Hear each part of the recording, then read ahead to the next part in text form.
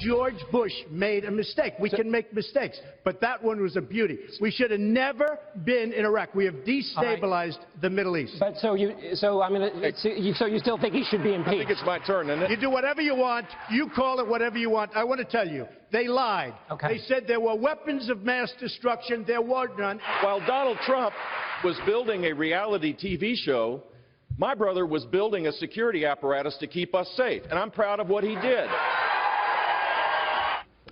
Since then, Trump has said he's not blaming Bush, but my next guest speaks for Jeb Bush.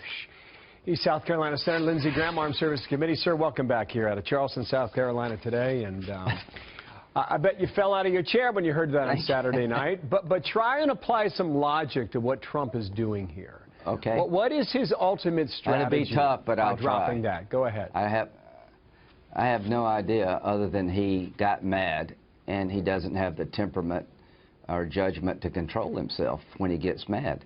This is kook land. This accusation comes from the far, far, far left, the conspiracy theories of the world.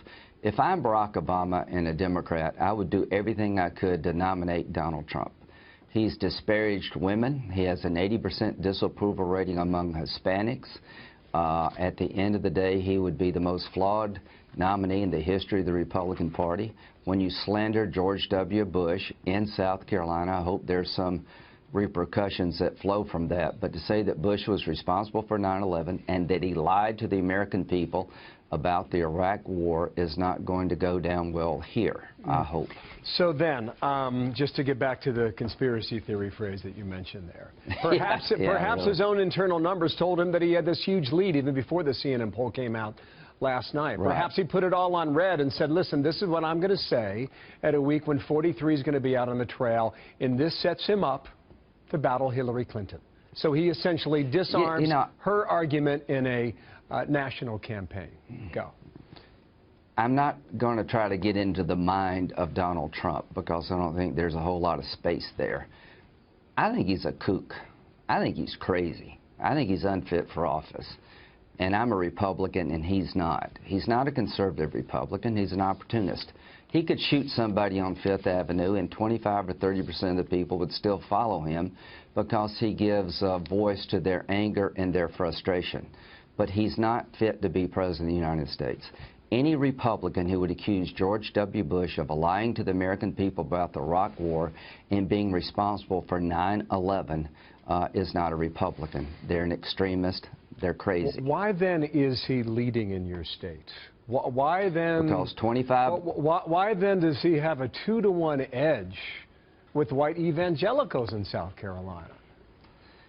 They hate Obama.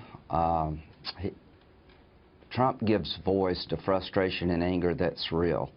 He accuses most illegal immigrants of being rapists and drug dealers. He plays into the idea that maybe Obama is a Muslim. There are a lot of people in my party who are very frustrated and angry with the Obama administration. He gives voice to that anger. 70% of us in South Carolina believe that Donald Trump is not a conservative Republican. We think that he's unfit for office, that he would be a terrible commander-in-chief. He doesn't have the temperament or judgment.